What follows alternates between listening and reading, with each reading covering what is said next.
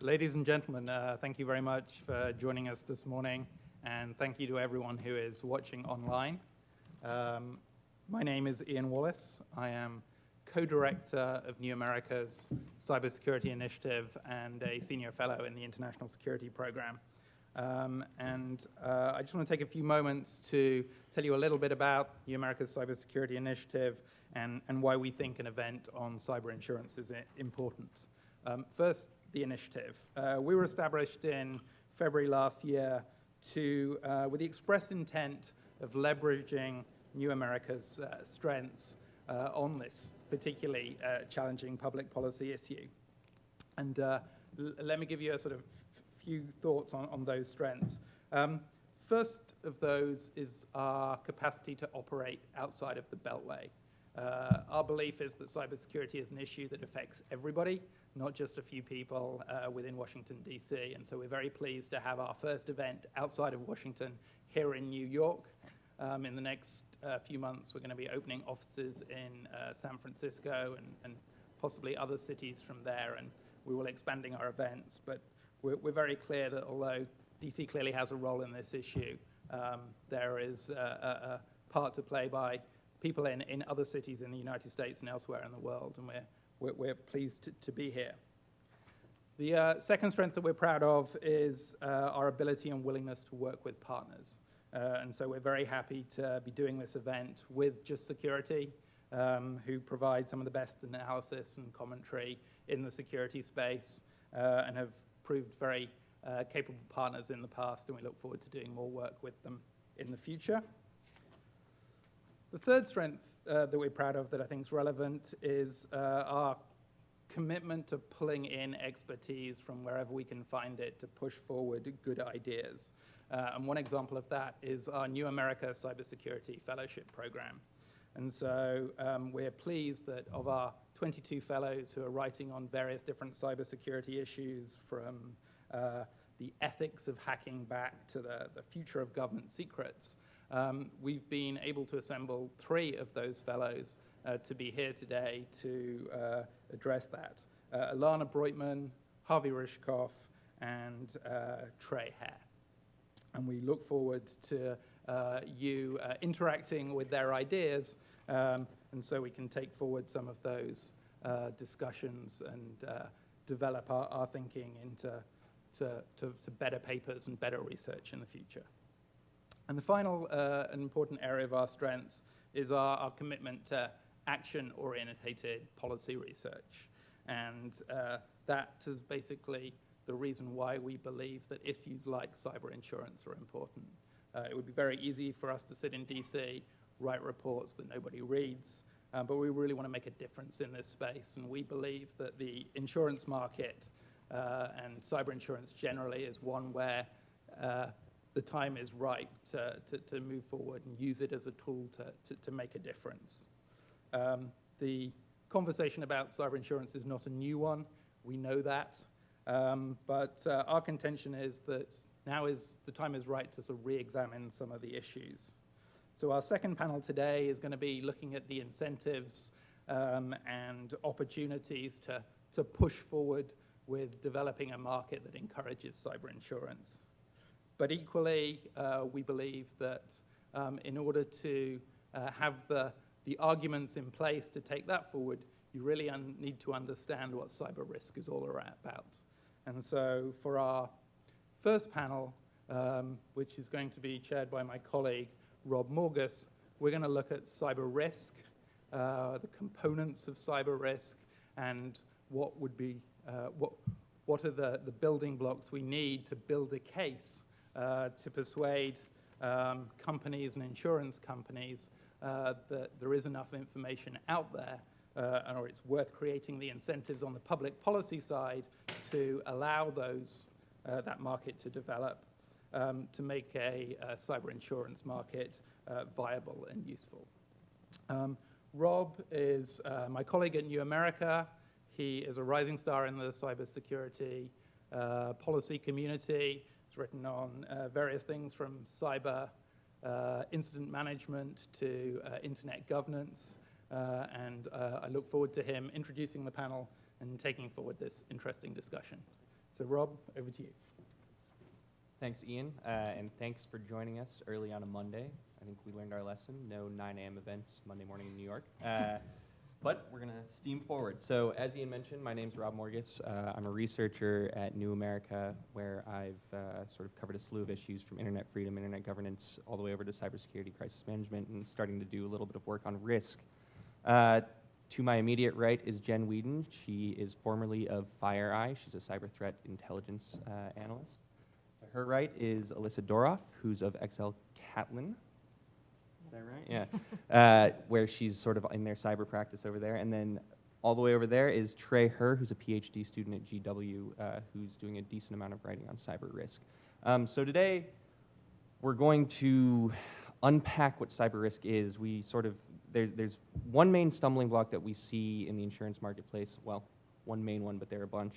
And that's sort of a lack of data. But we also think that there's a need to sort of reform the way that we use data and think about data in terms of quantifying cyber risk. So in the next panel, you'll hear Ilana and others talk about how maybe we can get to a point where we have the actuarial data. In this panel, we're going to talk about what we need to do with it and what kind of data we need. So we're going to explore how to get to sort of, so once we have data, what we're going to do. So with that, I'm actually going to turn it over to Elissa. And to start us off, sort of if you could talk about the current status of cyber risk assessment, what's missing right now, what have been the difficulties, and what can we do to move it forward? Sure. So being on the insurance side, much of what we look at in the underwriting of the risks of a potential entity is what type of information do they have, what industry are they in, and from a cyber risk assessment standpoint, there are no shortage of vendors or companies that are out there that work with companies to try and understand what their risks are, and these can be, on a very low level to, a very comprehensive understanding of really how secure is your network, and what can you be doing to make the network better, or how secure is everything, and the entity working together. From an underwriting perspective, certainly we ask questions, trying to get an understanding of this, but from a general perspective, I think as far as a cyber assessment, what's gives an insurer great comfort is knowing that from a corporate governance standpoint, the entity takes cybersecurity seriously. That this is not something that they're just they're saying, okay, we need the budget for this, and the CFO has said many times, no, I'm sorry, we don't have that. So is the entity really taking it seriously, and what can they be doing with different vendors to try and understand their risk?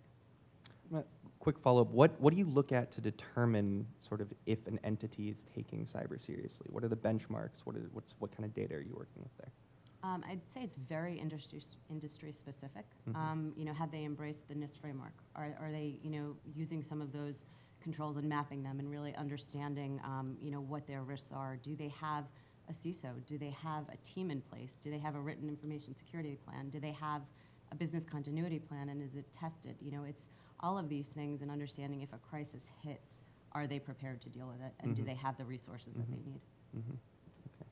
And so Trey, when we talk about risk, as Elissa just did in this setting, sort of, can you unpack the different components? What are we really talking about? Are there different variables that we're thinking about when it comes to risk? Definitely, yeah. So it's one of the tricky things about risk is it's more than just trying to capture uncertainty, right? So when we talk about risk, a lot of the discussion tends to focus on what's the potential for some sort of catastrophic event, and then how do we measure that? How do I quantify the effect that event will have on my firm? So risk canonically is sort of three components: the threat, so the likelihood of an event, your vulnerability to that event, and the consequences that will emerge from that event, so T, V, and C. One of the challenges for cybersecurity insurance and kind of thinking about risk assessment is that there is a shift or a sort of difference between assessing your vulnerability to particular consequence events, so particular failure modes. Are you likely in the path of a hurricane? Are you likely to have an auto accident given your age or your demographic background? Versus your vulnerability to particular threat events, right? So what's the likelihood of, given where you are in this path of a hurricane, that you're also going to be affected by an earthquake, or that you're also going to be affected by a mudslide? And so when we're thinking about cybersecurity insurance, one of the processes, or one of the things we're starting to see evolve in the risk assessment process is this awareness of that there are different types of threats. There are different types of organizations who target firms for various reasons, whether those are ideological or financial, the types of data they're going after. And so in that risk assessment process, there is this transition or this ability to sort of grapple with both vulnerability to particular types of consequences, different types of failure modes, but also vulnerability to particular types of threats and their differing capabilities. So, okay, I think that's a given. Now, when we talk about threats specifically, and actually, Jen, if you want to tackle this, what's the landscape look like out there right now, and what are we thinking it's going to be looking like in the next few months and years? Sure. So I think kind of before we maybe delve into the specifics, I kind of want to frame the discussion around how we talk about threats, just to sort of lay the groundwork for the conversation. So when we're talking about threats, we're essentially talking about, at least when I'm talking about threats, I'm talking about specific actors and groups of people, rather than disembodied malware or things that are happening on their own. We're really talking about actors who have some sort of objective that they're trying to achieve. And looking at risk through a threat-centric perspective, I think is a more powerful way to look at and capture risk, because it really forces you to think more meaningfully about the likelihood and impact of something happening. So here's an example. If we think about sort of risks to certain assets, if we think about personally identifiable information or things like that, if we think about just threats to the actual asset, we're not fully appreciating the potential impact of a breach of that information. So we can use the OPM example. If you're looking at just the exposure of PII, obviously there's regulatory and legal concerns with that. But then if we look at who actually we think is behind this breach, there's very much a national security element to this as well. So it's important to understand the threat actor and their motivations to really appreciate the totality of what's involved. Another example would be with, say, industrial control systems, right? If we're just worried about malware threats to production systems, we're missing part of the story, because we've seen, there's an example I can think of where we've seen actors that we think are associated with Russian state sponsorship using malware that's designed to conduct essentially destructive attacks that have been found on industrial control systems, production systems. So understanding the context behind the actual sort of risks to something, I think is critical. And one of the ways we do this is through threat intel. So I've been in the threat intel space for the last 7 years or so. And when we talk about threat intel, we're really talking about an informed discussion. So intelligence is really data that's been analyzed that allows you to make some sort of decision, right? The government obviously does intel analysis. There's a lot of folks in the private sector that do it as well. And in the cyberspace, there's a range of different types of threat intel that can inform risk. So there's clearly the tactical intel. So you're understanding how malware works or the attacker infrastructure and things like that. But there's also strategic intel, which is my background, where you're looking at risks, like Elissa said, risks to industry and sort of trends that can inform how companies deal with their risk posture. So for example, we have, recently, in my prior employer, we've been doing a lot of research and talking about and writing reports on an increasing trend we're seeing where attackers are leveraging legitimate services for malware command and control. So to translate that, it essentially means rather than attackers using malware that can be caught with traditional legacy security technologies, attackers are getting really creative with hiding their techniques and essentially using services like Twitter or Microsoft Blogs for malware command and control. So what that means is if you're a network defender and you see traffic, it looks like it's just an employee navigating to a site versus something that's overtly malicious. So understanding the trends in attacker behavior helps sort of inform your risk and security posture. Similarly with threats to when you're looking at industry. So intelligence can be used to flesh that out. So cyber threats to the education sector, I think, is actually a really challenging problem, right? So you have not only do educational institutions have lots of private information or personal information about their students, they might have point-of-sale services at their bookstore. They also have a lot of valuable R&D or professors that may be doing really innovative research. So you have different types of threat actors that would be interested in stealing information they can monetize, stealing information that might be useful from a strategic perspective. But then you also have large networks that are often open and that with small security teams. So we've seen threat actors leverage university networks to actually conduct further attacks outside. So you've got these three very different, and I'm using vulnerabilities, not in a technical sense, but risk situations for a given industry. So intel can really help inform that. And then, I think threat intel is also important in fleshing out that not all attacks are created equally. So it's sort of a given that, there's different, Trey was mentioning, there's different motivations, right? So you can sort of, if you have a taxonomy, and there's a lot of different taxonomies, and we can talk about sort of why it's difficult to have an industry standard when you're talking about threats.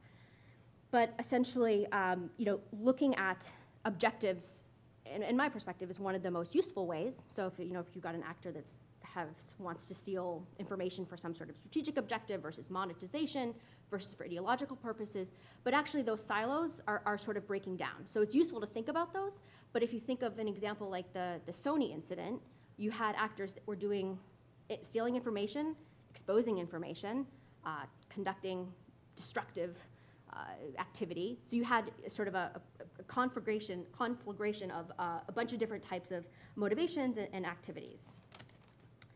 So I think, sorry, I'm like prepared quite a bit to talk about threats. So maybe I'll briefly go through the rest. Kind of building off the taxonomy of motivations, when we're talking about capabilities and actual actions that actors are doing, I think vocabulary is very important, and specificity. So for example, you see words like attacks, and I'm actually using the phrase attackers, and I cringe a little bit when I use it, but you see words like attacks being thrown around really carelessly. What is an attack? What are we actually talking about? Are we talking about data theft? Are we talking about port scans? Are we talking about, beaconing? I mean, there's all sorts of different things, and mischaracterizing activity can actually have pretty profound implications. So there was, as an example, there was a report that came out last year, I think, where some of the analysts mischaracterized some of the activity in some of a pretty profound way, and it ended up sort of blowing the threat, the perception of the threat out of proportion. So I think words and sort of codifying what we're talking about when we're talking about activity is really important. And then just quickly on challenges when we're talking about threats, I mentioned that there is no industry standard. Why is this? I think that there's a lot of different reasons. One is that I don't necessarily think we've reached a threshold where there's an incentive to kind of all agree on a nomenclature and verbiage. You have a lot of different firms that have different reasons for wanting to talk about threats in certain ways. You have, there's a lot of subjectivity to some of this, right? There's not necessarily a given sort of way to analyze this. There's a lot of different quality challenges with some of the analysis. So there's a lot of different reasons why there's no industry standard. I think we'll talk about quantification challenges. How do you quantify? You can quantify the likelihood maybe of something happening, but how do you monitor? How do you assign numbers to attackers' motivations? Right. That's a challenge. And then the data issue, right? Companies aren't necessarily sharing all of their incidents. Companies aren't necessarily detecting all of their incidents. So there's a bunch of sort of structural challenges to how we talk about threats across the industry consistent. So anyway, that's my speech. Comprehensive, I would say, and very good. So I'm actually going to ask you a quick follow-up, so you're going to get to keep talking. Okay, great. I'm sure you're thrilled about that. So when we talk about threats, and let's we had a lot of abstract there, sort of where we've got three types. If we can move out of the abstraction, sort of what three types? What are we seeing? What are examples of those three types? Are there certain things that are being targeted more often than others? Are there certain groups that target specific, data or industries, or talk a little bit more about the motivations of the biggest groups out there? Yeah, sure. So it's no secret that nation states use cyber operations to achieve their objectives, right? And different. There's criminal gangs and lone wolves and all sorts of different permutations of threat actors. But when we're talking about the sort of most impactful and serious threats, we're generally talking about incidents that are perpetrated by governments. So, when we're thinking about and trying to capture what different governments are doing, it's no surprise. I'm sure everybody's well versed in, the Chinese government's use of cyber operations to maintain some sort of political, economic, or military advantage, right? And so we've been, for years in the commercial space, have been seeing our clients get attempted to be intruded on daily, right, to steal information. I would say some of the things that we've seen that have been a slight shift have been targeting one of personal information, so as there's no surprise that there was the OPM breach, but along with that, there were a number of private companies who were compromised by the same group where the information of a similar type was stolen. There's also the targeting of large repositories of data. So, you know, if you can go to one, I don't know, there's vendors out there that actually collect a lot of data about customers or whatnot and then sell it. So if you can go to one place and get information about a whole ton of stuff at the same time, that's, you know, efficient. Also targeting of things like law firms or, you know, professional services organizations that tend to have a lot of valuable information about their clients, but who may not perceive themselves as targets. So that's something we see as well. And then, you know, another sort of trend we're seeing is that organized cyber criminals are getting a lot more savvy. So it used to be that, you know, the sort of paradigm was that your nation state APT groups were sort of long-term, persistent, could stay in the network, and this is, you know, still true, and pilfer whatever they wanted, and that cyber criminals would go in and have a smash and grab, right? They knew what to go after, they would take it, leave, and cash out. Well, now we've seen that cyber criminals are one, developing really customized tools and malware to conduct their operations, also stay inside the environment and take things repeatedly.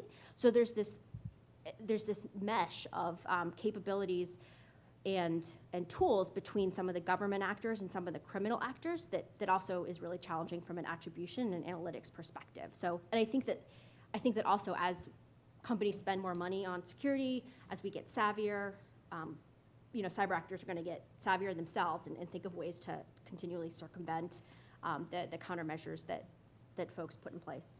Great.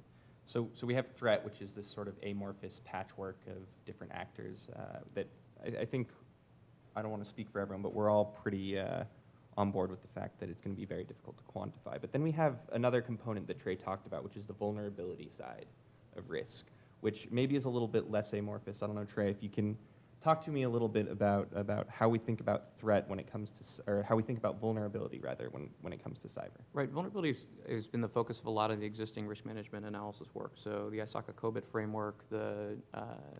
Can you tell us what that is? Sorry, exactly? so COBIT is this Control Objectives and Information Technology. It's essentially, it's a private sector set of controls that predates the NIST standards. What we see through the risk management framework and the cybersecurity framework, it attempts to create a list of controls and standard practices that you would apply to an IT security environment. So things as varied as annualized trainings and the content of those trainings, to firewalls which blacklist versus whitelist the type of content that's coming out, stateful inspection versus more dynamic filtering. These sorts of different technologies and applications that you could put into an enterprise environment. So COBIT, like the RMF, is attempting to design a set of options or tools that you could build into a risk management platform. The challenge in COBIT and the RMF is that they are more prescriptive, and the nature of the technology that they're talking about is often dynamic, and it's evolving rapidly. So, pulling out for a second, these platforms exist as a way for companies and organizations to try and implement particular standardized controls to their environments, and then to assess the risk of those environments based on the applicability and the quality of that control provision. The challenge with this is that it's difficult to understand, and I think we're still at this sort of early stage of being able to regularly metricize and quantify how you can understand the applications of controls relative to an organization's maturity level and also to different organizations within that vertical, right? So thinking both about the types of consequences that could occur within a system, the way you've designed it, but also the sort of threats that are being arrayed against your organization. So vulnerability is, in terms of assessment, both a question of what sort of best practices exist, identifying those and applying them, but also assessing the application of those controls and assessing the quality of the implementation of those controls. Thinking about the NIST standards in particular, there's a lot of difficulty where there's a great deal of specificity in the controls themselves. There's massive, hundreds of pages of appendices that contain untold varieties of the types of controls you could apply to a system. Given single log-on, group log-on, different passwording schemes, different password reset intervals, these sorts of techniques. but the specificity with which you're assessing the risk associated with those different controls is left very vague. It's often left to the organizations to determine how they weight the different controls and how they see them in concert, acting in concert with each other. So vulnerability assessment tends to come down to that process of understanding both the state of a system, the types of controls or security devices being put into place, but also what the pathway is to improve those. So we got into a little bit before talking about risk, but one of the key factors when you're discussing risk assessment is the threshold, right? The tolerance for your organization. It's difficult to use, right? Any kind of quantified risk assessment output without understanding what's good and what's bad, right? I give you a number and I say we're a 0.6 out of 1. Okay, that's fine. Do we want to be a 0.8? Do we want to be a 0.3? What are we willing to tolerate? One of the difficulties in the space has been that it's difficult to quantify on threat, but also to some extent on vulnerability, the types of postures that firms sit in. You see a lot of color coding, you see a lot of very loose qualitative to quantitative type transitions, and what turns out, or what you see produced, are these sort of fuzzy assessments of the background for an organization, the types of security practices and human capital that they put into place to secure their networks. So stepping back out, for us, and I think for the risk assessment process, vulnerability is largely about looking at the target and understanding the failure, their propensity to fail given certain types of events, and the likelihood of that failure, the likelihood of there being a successful attack. Assessing that vulnerability requires understanding both the behavioral characteristics of the firm itself, the organization in place, who's responsible for configuration management, how often does that happen, how qualified are they, but also the architectural characteristics of the organization. How is their network arrayed? Are there intermediate defenses between outward-facing connections, customer-facing services versus back-end systems? And it's difficult to structure an assessment practice for those without making some hard choices. So one of the things that COBIT and the RMF and the Cybersecurity Framework programs try to do is to leave some wiggle room for organizations as they're looking at their own networks and trying to create a value system for risk. And I think that's really where when we're talking about vulnerability, where the big contention area is it's difficult to come out and say definitively, or it's been apparently difficult for organizations and trade groups to specify what exactly their value system is going to be, because it is going to change by vertical, and it is going to change by the operating environment that you exist in. There's a great example. There was an awesome discussion on the Defensive Security podcast a few weeks ago. This is two IT security professionals who are sort of writing mostly or talking mostly about the defensive side rather than the offensive. And they were discussing this, the notion of spear phishing training for your employees, and the idea that the instinct is to go to your employees and say, don't click on links from people you don't know. That's problematic if your job is to click on links from people you don't know, or to open attachments from people you don't know, especially if you're in a customer-facing side. So that's one of those issues where it's easy to come out and say, design spear phishing training, design security awareness training for employees, and apply it. And if you've applied it, then you get your 1 point on this risk criteria, on this vulnerability assessment. But the type of organization you are and the type of environment you exist in matters a great deal for how you're valuing those different controls. So vulnerability assessments is the somewhat fuzzy practice of trying to assess that and trying to understand the risk profile of organizations as a result. Mm-hmm, mm-hmm. Elissa, we've heard now from two folks sort of outside of the insurance industry talking about the way that sort of the IT security side of things have thought about risk, threat, and vulnerability in particular. Does that gel with the way that the insurance industry has been thinking about cyber risk? Are there differences? And sort of, are there certain components of risk that the cyber insurance industry in particular is worried about? Sure. So there's several components to that. We think about aggregation exposure from how many of our potential retailers are using the same payment processor, and if that payment processor is attacked, what is that ultimately going to look like, for us as an insurance company to our whole book. And then also we look at the potential. We've seen so much lately. It's not just the PII or the health information or financial information that's at stake. We're seeing so much of the attackers reaching out from the digital world into the real world, causing potential for bodily injury and property damage. And we think about somebody potentially putting toxic chemicals in a water treatment plant, or just taking down the power grid because they want to. And I know that that's the example that's used way more often than it should be. But it's these types of exposures that we as an industry are focusing now on. If we insure them from a cyber perspective, right now, currently, you're not going to find that there is the coverage for bodily injury or property damage on a cyber policy, but that's where you would look to your CGL policy. And as an overall organization, is this an entity that we insure on the CGL side as well? And is this going to be some catastrophic exposure if, they're hit from all angles and we're insuring them, from all sides? So it's not just, the things that we hear about in the personal information and the credit card information.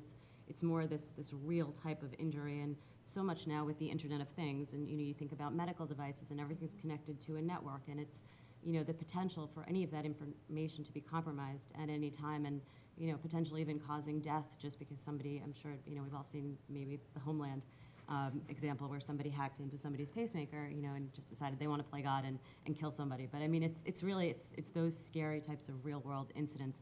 And it's not just, the breaches that we're hearing about all the time. So from an insurance perspective, it's trying to understand how that would affect in totality, our organization and potentially, our book as a whole. Mm-hmm. And that's usually sort of a quantification thing, right? You quantify a risk pool and you sort of manage it that way. So how, sort of what procedures, what's the practice of quantification look like right now in the insurance industry? Well, there's two ways to look at that. So from an underwriting perspective, certainly, basic, we look at the entity, we look at what type of information do they hold, do they know what type of information do they hold, what types of, how many records do they have, it's trying to get into those finite details to the extent that we can quantify it. But more, there's plenty of vendors now that are out there, and we can touch on modeling that have said, okay, well, if you have a breach, what is it likely to look like? How many records are going to be compromised, what's your first party exposure in terms of your immediate crisis response costs, what is that going to look like? What is your liability going to look like if there's class action?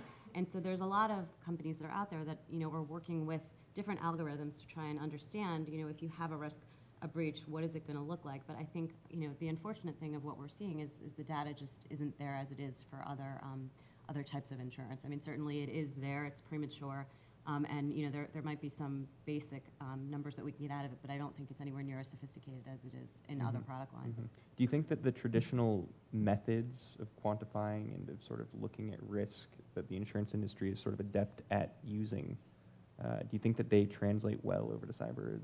Is it something like, is the problem just a lack of data, or is there more to the problem in your eyes? Well, from an underwriting perspective in a cyber, I think it's looked at very differently than it is from a property exposure or, from an environmental, perspective. We're not looking at, a nuclear, a nuclear site or a treatment plant and saying, okay, how many facilities do they have? What types of chemicals do they have? From us, it's more trying to, get an understanding of the cybersecurity posture of the organization. So I don't think they translate, among different lines. We look at it more, I hate to say holistically, but it's more comes down to a conversation or actually a meeting with the IT department of the organization to try and really understand how secure that organization is. So one of the things, it's interesting listening to this, I think that comes up is maybe part of the reason there is, and the premise of this panel and the next one is to some extent is that there's underserved capacity in the market, right? There's people who are seeking insurance and coverage limits that are potentially higher than are currently being offered or underwritten. But one of the reasons that may be the case is, I'm just kind of thinking, listening to Elissa, is that insurance companies are actually doing a great job assessing their risk. Right? Most of the time when we talk about risk assessment and management and information security, it's so that companies can identify high priority investments in air networks and spend what are limited security dollars on the best targets, right, on the most effective means of investment to protect themselves.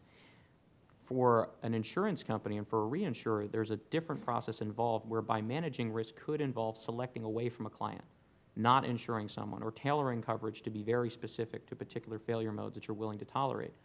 And so I think in listening to this, it sounds to some extent that the discomfort with current risk assessment practices, or at the very least actuarial data, is resulting in this sort of more conservative approach so that balance sheets aren't protected and you don't see insurers assuming a great deal of liability that could become financially catastrophic.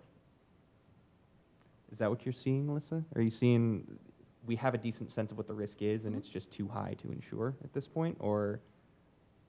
I think it very much depends. Okay. Certain industries are going to be, priced certainly different than other industries because they have a greater risk. You're not going to see, a manufacturing company, have the same price for a premium as you're going to see for a large retailer or a healthcare entity. So it very much depends on the type of information that they have and what's at risk for compromise. And then, that pretty much determines, I guess the pricing also. It's interesting just having this discussion, and, I was formerly on the broker side, and I can tell you that 2 years ago, what you'd price a very large retailer at is substantially different than where it's going to come in now. So certainly the data's coming in. I was going to say, what caused that shift in understanding? Is it mostly in access to data, or is I it- think it's also a lot of the large publicly available information from the large breaches that we're seeing, and seeing that, someone like Sony, for example, that was touched on, might not have the best security. I mean, they were hacked with the PlayStation breach, and then we've seen, this again. So it's more an understanding of, the companies we're seeing in the news every day, and then how does that translate into what a potential loss could look like. So let's shift a little left of center, and Jen, maybe this is teeing this up for you.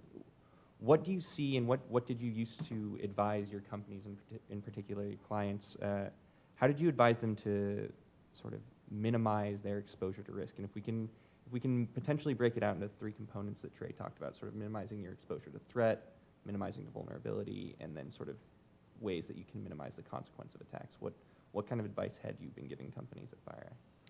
Well, most of what we were doing was really taking the data that we had amassed over, a decade of responding to breaches and looking at the intelligence we were gathering from our customers, and really facilitating conversations around what we believed were the most relevant threats to them. So it was less, there was a sort of a consulting group that would give more concrete mitigation recommendations, but on the threat intel side, what we would do is frequently look at, a company's business operations, and it's a two-way street, right? Like vendors, should engage with their clients and have a conversation about what's most important to them, rather than, kind of a unidirectional, consultation of what we think is most relevant. So it would be more, what kind of data do you have? What's your business footprint?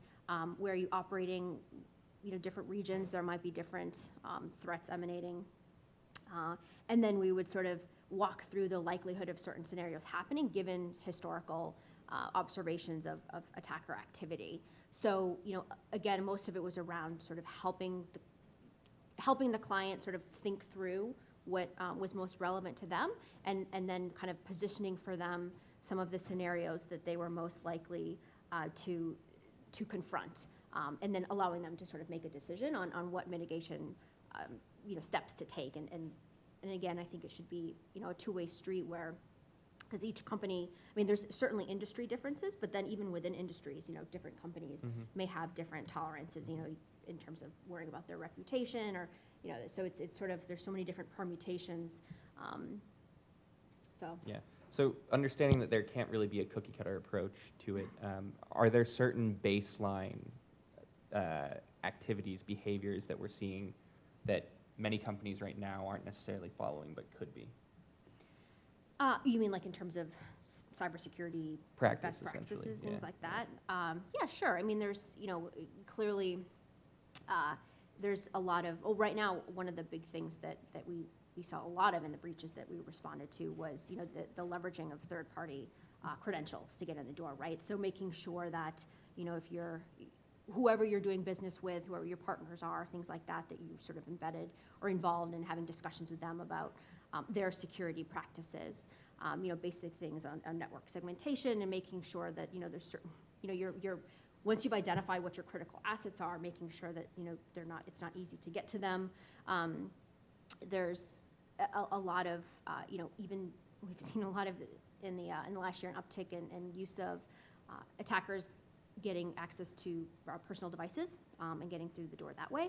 So, there's making sure you have a BYOD policy that makes sense. So, there's all sorts of different things. And then I would say probably one of the most important ones is to really, if you have the resources, and this is obviously a challenge because not all companies can afford to put in millions of dollars to the security program, but a shift in mindset towards thinking prevention and building walls is not going to work, but rather having a risk mitigation sort of perspective, having proactive hunting within your environment, looking for, indicators of compromise all the time, those types of things.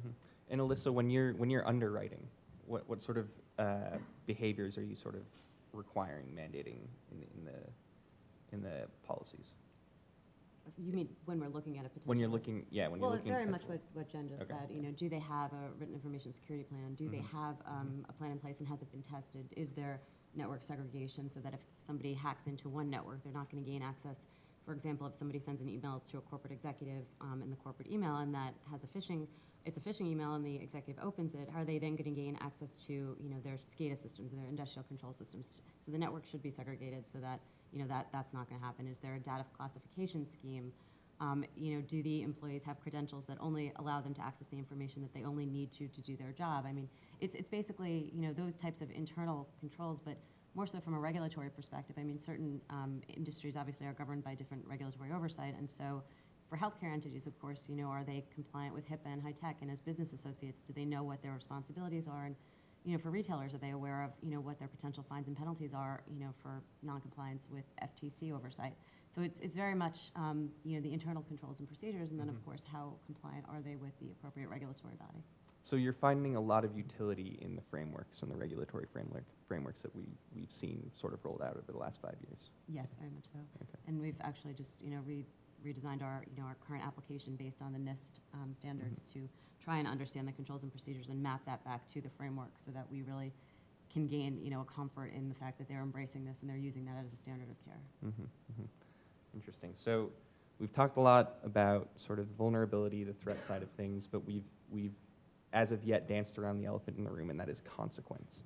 And when we're thinking about consequence, that's sort of one of the most difficult things to quantify, I think, in cyber, though it is also, in a sense, the most similar to sort of other forms of insurance. And Elissa, when we're thinking about quantification of consequence, what sort of variables are we looking into? What are we thinking about there? Well, I think it's something that's, I think I said it earlier with respect to, I think it's very largely industry specific. It's going to depend on the type of information that the organization holds, the number of records that they hold. I mean, that's very basic, but okay, how many records do they have? And if there's, some sort of compromise, what financially is that going to look like when you look at the dollar amount per record? If it's a healthcare record, it's going to be substantially more expensive. So it's, it's that type of, consequence, but then also, what is this going to look like from a catastrophic exposure? If all of their records are lost, if everything's, we basically try and look at the information that they hold, and then if all of that information is compromised, from best case to worst case, what's that going to look like? And are you thinking about sort of reputational damages as well when you're insuring? And if so, how are you thinking about sort of into the future what this is going to mean for this company moving forward, assuming that they are able to stay afloat? Well, I mean, we've seen that a lot with, Target was a perfect example. Yes, there was an initial stock drop, and then of course, it came back. And, I think the numbers are all over the place, and there's, different studies, but I think you've seen that in the wake of the initial breach, there's going to be some sort of, stock drop, but more than likely, if it's a large company, they're going to recover. I mean, so it's the most important thing with PR is getting the right message out and not rushing to, to say something when you don't know the facts. I mean, it's immediately just putting out a brief message, but waiting until you get the results of the forensic investigation and you actually know the facts, because the worst thing you can do is send a message out, communicate the wrong PR message, and then be hit from, the regulators with, fines and penalties, and all of the state attorney generals coming and asking, all kinds of inquiries. So it's very much, it depends kind of, on those types of things.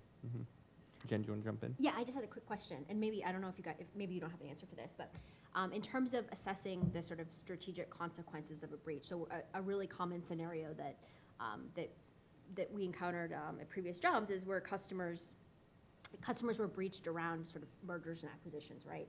And a lot of times with commercial espionage, so let's say, go back to the sort of tried and true example of Chinese actors stealing information around, and there's a lot of open source cases of them gaining a negotiations advantage because they stole proprietary information.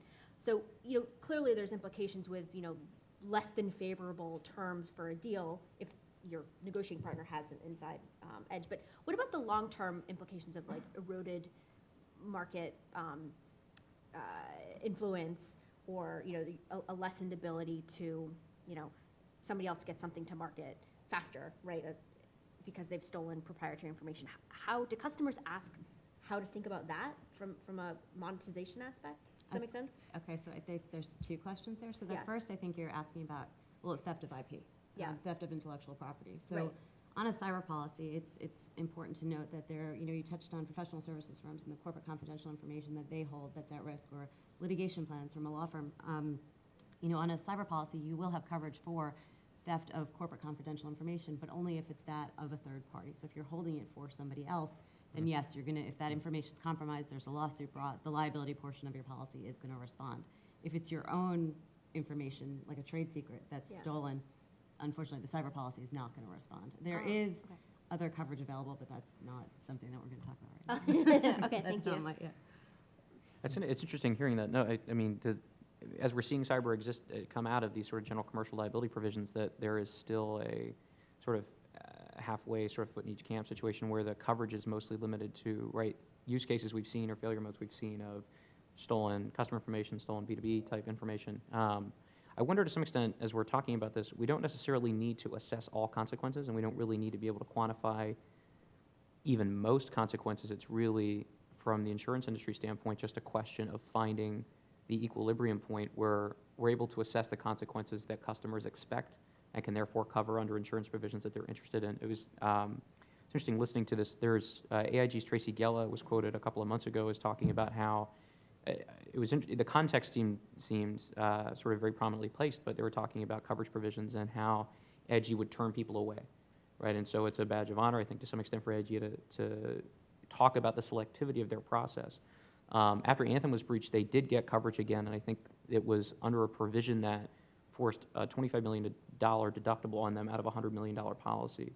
So one of the things that is interesting listening to the discussion of consequences is we don't necessarily need to know something in the abstract point of fact. It's more how do we assess consequences that we're willing to cover and consequences that we're willing to pay out on for a claim, which could be effective for the industry.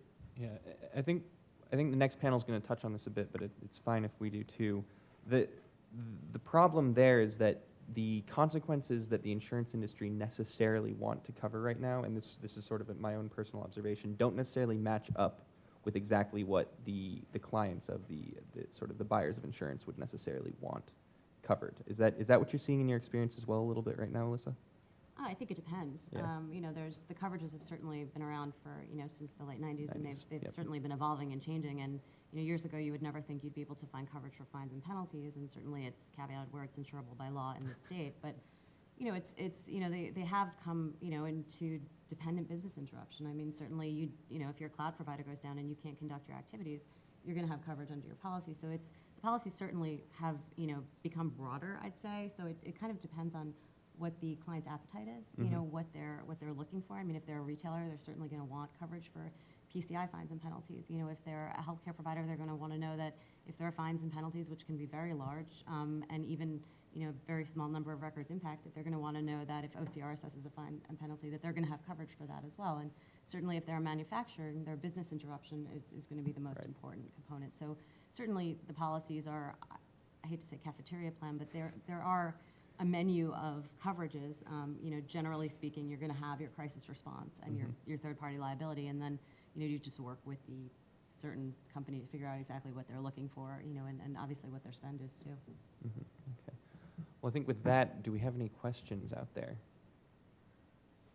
Do we have a mic that we can, or you can raise your voice and I can repeat it into the microphone. Hello, thank you very much. It's very interesting so far. I actually have two questions.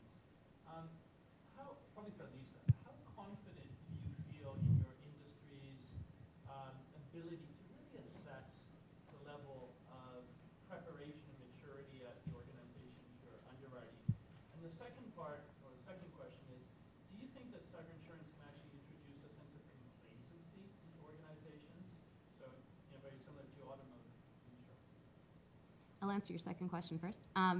So I think that, having purchasing the insurance provides, potential mitigation and recovery. It's certainly not a solution for bad IT or lack of IT. So I think it's a nice complement. I don't think it should be looked at as, okay, we have insurance, we've shifted the risk entirely, so we have no, they might not have enough insurance depending on the catastrophic nature of the exposure. And, is it something that, is potentially going to cover the whole incident? So I think it's a nice to have, and certainly I think it's important, but it's also important to note it's not a magic bullet. That's not the end-all solution, and I don't think it should lead to complacency. If we can drill down on that for just a second, what can insurance companies and what are insurance companies doing right now to guard against complacency when you do insure? Because, I mean, it seems to me that it's obviously in the best interest of the insurance company then to guard against complacency.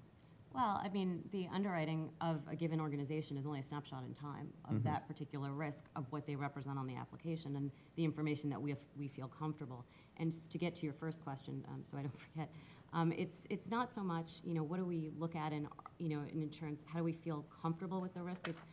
We've talked repeatedly about, the levels of security and controls in an IT department or that an entity should have, but, it's more from a corporate governance perspective. Is it something that they're really making an investment in and really taking seriously?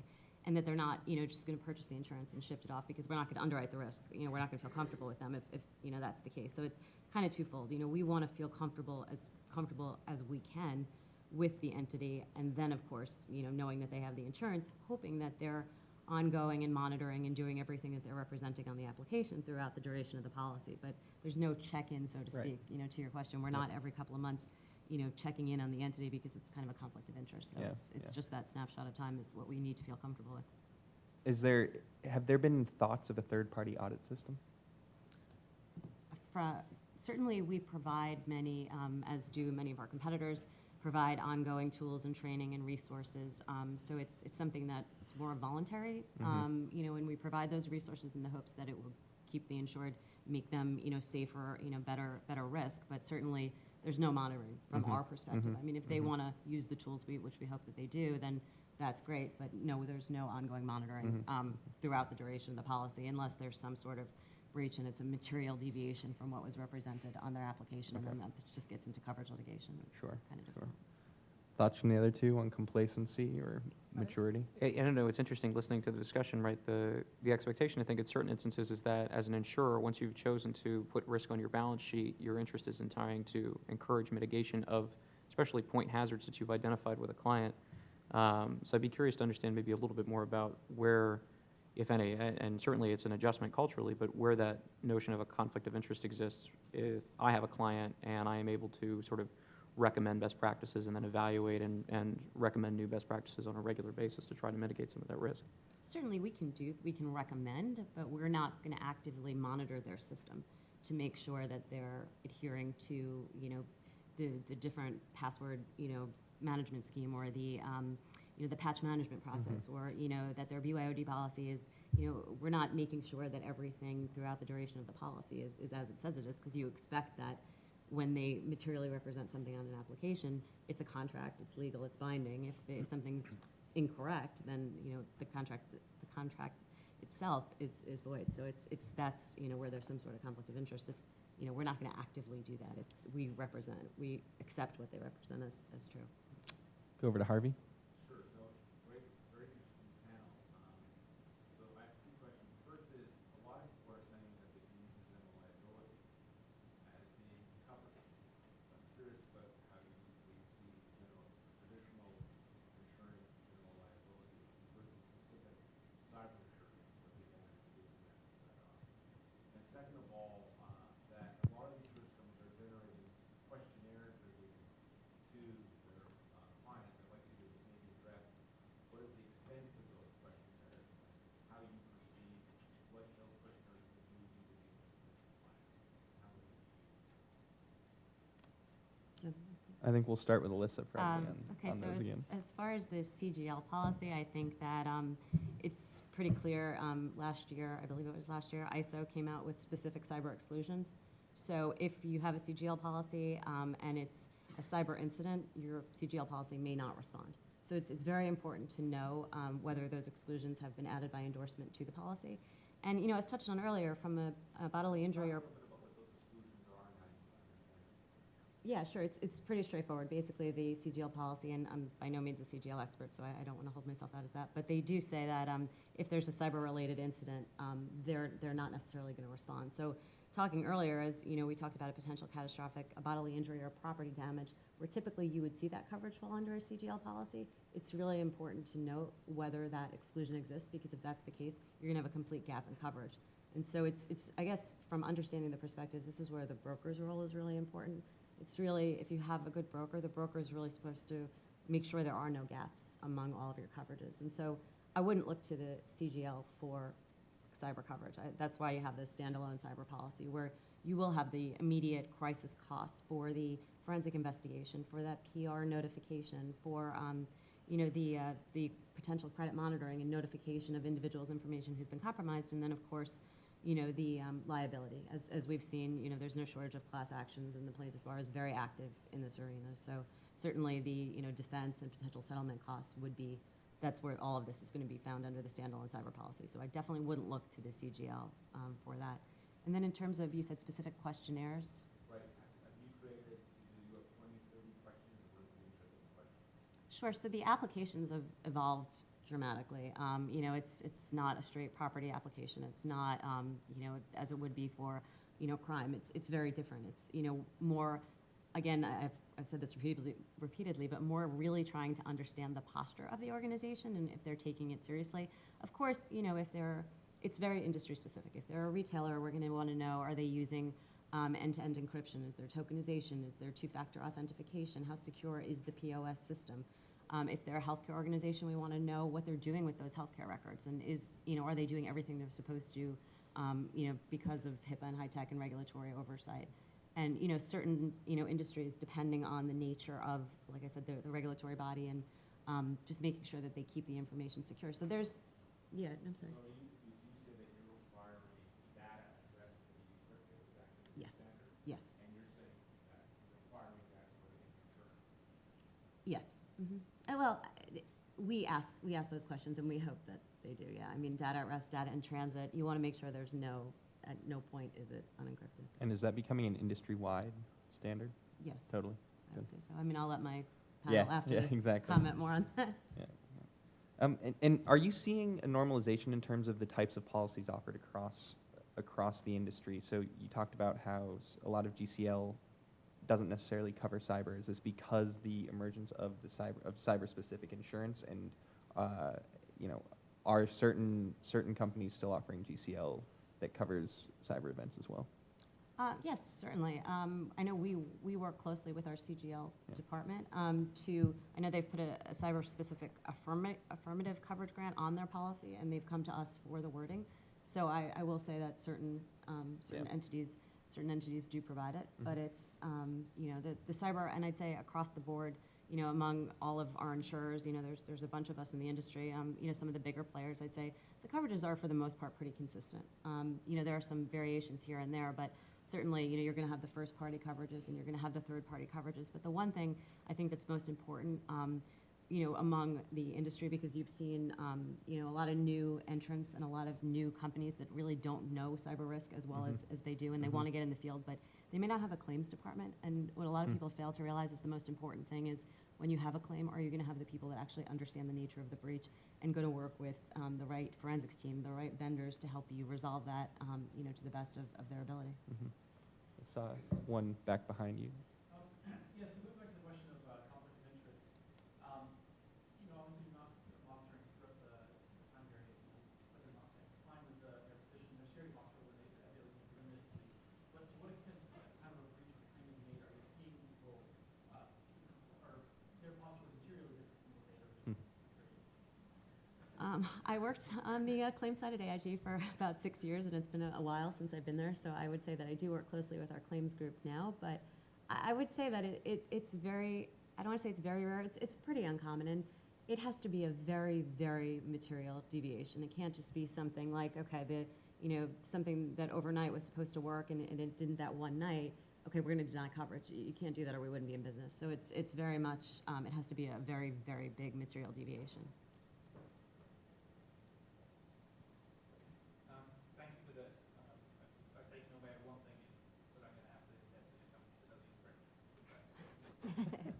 But two questions on data generally. Traditionally, the reason that this being held out for cyber insurance already taken off is the lack of actuarial data. Firstly, is that valid, or has that changed significantly over time? And secondly, maybe for Jen and Trey more widely, what, if anything, is happening within the wider cybersecurity industry around the sharing of data that gives us a better sense of what the aggregated threats look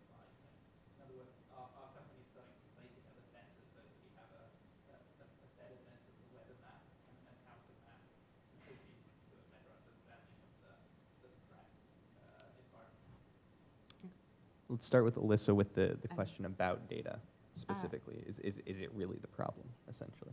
I don't think it's a problem. I would say that it's premature compared to other product lines. You know, I know we touched on this, but you know, obviously property insurance has been around significantly longer than cyber insurance. So there's just clearly a lot more claims data. There's a lot more data available. There is data available enough so that there are all of these companies that are doing modeling exercises and have different algorithms based on, you know, different types of scenarios and the data that is available. I just don't know that it's anywhere near where it will be 10 years from now. So I don't want to say there isn't any data out there. I just think it's somewhat premature. What kind of data are we talking about here? What kind of data do you find most useful? What's lacking right now? The data that we're looking at is okay, what type of entities have been breached? What do these breaches cost? What type of information was compromised? How did the threat actors get into the system? You know, how much information was compromised, and then, you know, basically what was the cost, you know, so that we can have some average. And you know, if an entity had a breach, you know, and it was a healthcare, the average breach is this, you know, or the average first-party forensics is going to cost this amount. You know, it's trying to break it out into the different buckets so we can have a better understanding of if this type of company has a breach based on prior data that we've seen, what is it potentially going to look like? I mean, one of the interesting studies I've seen, you know, from modeling is, you know, a lot of companies think that if they've been the victim of a breach, they're more likely not to be the victim of a breach. But I think all of the research shows that it's quite the opposite, right? Which is interesting, you know, because it's obviously, you know, the threats that you can't stop, and it's some things so that's still on your system. So, you know, I think it's kind of, you know, it very much, yeah. Does that mean that if you're breached, your premiums value go up? I would say most likely. So what does that mean for your likely willingness to report that? I'm sorry? To report a breach. Well, according to the policy, you have to. I mean, that's cooperation with the policy. Is if you have knowledge of some incident, or you believe that there's some knowledge of incident, you have to let your carrier know. And the point is you get paid, right? if you have an incident, and without reporting it, you're not going to get paid. What about data sharing in the industry writ large right now? What initiatives are there out there, and how are we working to compile data, and who's working to compile data? I mean, I can speak at a high level to the intel sharing. So, you know, there's different companies that are providing platforms for their customers to share intelligence among each other, and a lot of times it's vertical focused. And there are other initiatives as well that, rather than companies just providing a platform for others to share, that they're sharing among themselves. I think it varies, you know, according to vendor. There's, you know, vendors necessarily aren't always incentivized to share intelligence, because that's, you know, what sort of underpins their products a lot of the time. So there's that sort of challenge. And then also, you know, sharing intelligence about sort of how attacks are happening, or you know, indicators associated with that is one thing, versus sharing sort of intelligence that's been kind of codified in some way that talks about, you know, the rates of spear phishing being the initial compromise vector versus, you know, web compromise versus XYZ. You know, that type of sharing, you know, there's a lot of reports that come out that talk about that, but I don't know, you know, if there's going to be sort of a widespread agreement on all measuring things the same way. Does that make sense? Yeah, I think I mean, you asked about types of data, and I think that's a big differentiator. So there's a strong disincentive to share claims and event data outside of potentially your insurer if there's a contractual relationship, but certainly with the public, outside of any sort of requirement for material impact disclosure through the SEC or anywhere else. In terms of vulnerability information, I think part of the problem there is that there is still a lot of the work that's been done with the existing frameworks is to map them to each other, right? You hear that phrase constantly when you read Cybersecurity Framework and a lot of these other programs, is we're trying to map, right, these controls to those controls, to the ISO, to the ANA, to the RMF. It's sort of a DC problem that we're awash in acronyms, but one of the downsides to that is there's not a lot of original work being done in how do we create effective metrics to assess vulnerability which are useful across verticals and useful across organizational maturity levels. Instead, we have this sort of constant remapping and mapping of controls. So I think part of the problem there is maybe we're also not sharing as much data as we could on the security posture of companies, other than to say, when something goes wrong, here's what they did wrong, right? We have this kind of ex-post look at evaluating companies only after they've been breached, so it's hard to look forward and understand what companies are doing it well. From the threat side, though, and it's interesting, Jen's perspective on this, certainly right, it seems that as we start to move into an area, certainly in the last 5 years, where there's an increasing proliferation of sophisticated capabilities, both to non-state and state groups, that there's an incentive for firms to protect the IP, but also the labor of their employees that's being spent to analyze, to break down, and to deobfuscate a lot of this code, where that work is being done to support a particular product, whether it's an intrusion detection system or even a consulting service. So potentially there is a challenge where, as capabilities are growing and as we're seeing a larger diversity of groups get into this space, there's still existing blocks to sharing detailed information about the nature of those threats between firms. It's interesting, I think there's Facebook, for example, has a fairly aggressive information sharing platform between other information technology companies in sort of a sticks and taxi type framework in terms of attacks that they're seeing and information on the signatures that they're looking at. But that's a very different thing from saying a company like F-Secure and Kaspersky need to get together and share information on the nature of the groups that are operating against these firms and the nature of the capabilities that they're developing and that are changing. So I would say that as the stakes in this rise, there's potentially still some structural disincentives to sharing information across these firms, which could potentially become troublesome. I think we have time for one last quick question, if we've got any. Otherwise, yep, right up here in front. I'm just curious, what fraction of your attention goes to the data information access aspects versus the industrial control stuff, where actual physical damage is upon physical harm? And is insurance right better to cover one of those things than others, potentially? So we're talking about data breaches versus sort of the ICS physical destruction. Oh. Uh, Are they equal problems, basically, or is one much bigger than the other? I'd have to pontificate on that. I think they're very, very different. I can't tell you what the average BIPD catastrophic exposure is. I don't know. I know in the latter part of 2014 there was a German steel mill that was hacked. I don't know what the financials, certainly I can get that to you. I don't know what the financial implication of that was. I think the average data breach that you've seen is $4.7 million. That's the average, that's the numbers for small entities, large. I mean, that's all entities in their totality of kind of what that looks like. So, I mean, that's 4.7 on the breach side. From a BIPD, it could be, I would think it would be, much greater than that, but I couldn't really tell you. How about on the research side? I think there's kind of two answers to your question. The first is in terms of the type of coverage you're seeing, right? A lot of cybersecurity insurance is growing out of breach coverage insurance, and that was the failure mode that was a lot of the focus of the initial work. I think it's Aon Ventures has said that 90% of breaches that they see are less than $1 million in terms of claim damage. So the types of coverage that's being offered, I think, is largely focused on enterprise security and the IT environment, not operational technology. In terms of consequences, though, and this is where it gets really exciting, assessing vulnerability and as we're talking through these sort of three primary aspects to risk, these three components, it's difficult and different because these environments are not structured the same. The assumptions that we make, for example, about assessing the vulnerability of a networked IT system are different when we're looking at, for example, a set of hydroelectric dams that communicate over one-way protocols or non-IP protocols. And so our ability to secure those facilities and understand the risk associated with those firms is quite different. And I would say, at least from the little we've looked at existing coverage offered, ICS is generally not a popular category. The potential for consequences is large, but also far more uncertain.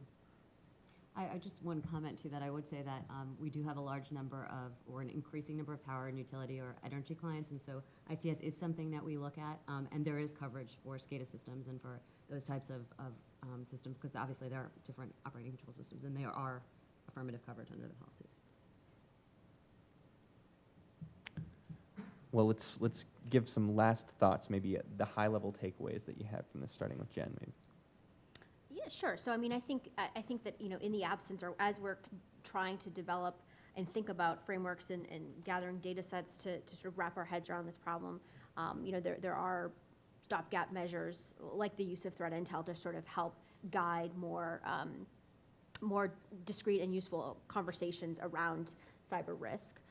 So it's not, not all is hopeless while we're trying to figure out how to capture this from a data perspective. And then one other thought that, that I wanted to share as people were talking was around, the challenges around sort of identifying all the aspects of a breach. I mean, a lot of times I'm trying to think of last year we released a report, and the median number of days that attackers were in an environment before they were detected was like 230 days or something like that.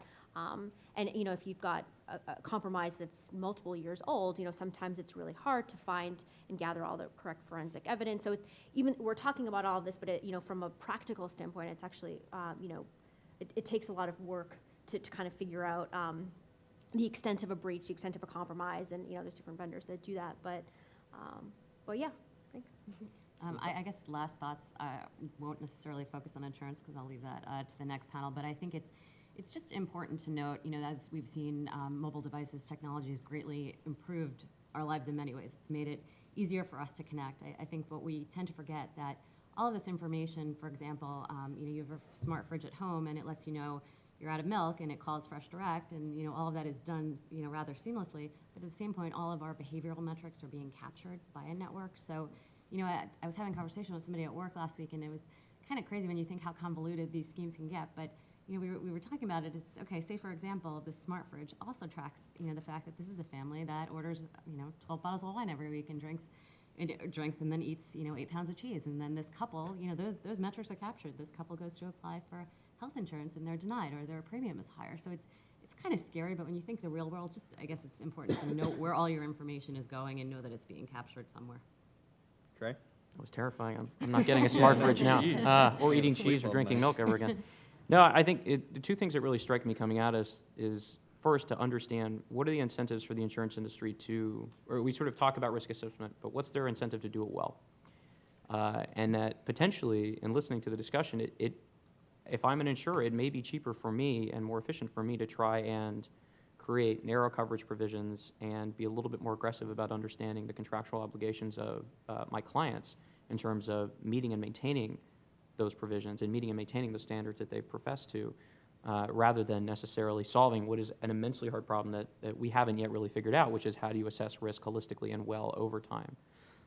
The second point, though, which I think is potentially a little bit more valid for the next panel, is when we're thinking about risk and risk assessment, it's clear that there are a lot of standards and a lot of approaches. So the issue is not one of where there's a dearth of work being done, but more where there's a lack of kind of cross-functional coordination and cross-firm coordination that could be done to take the work of, say, a BitSite or a FireEye and put these in communication with each other if I'm an insurer or a client.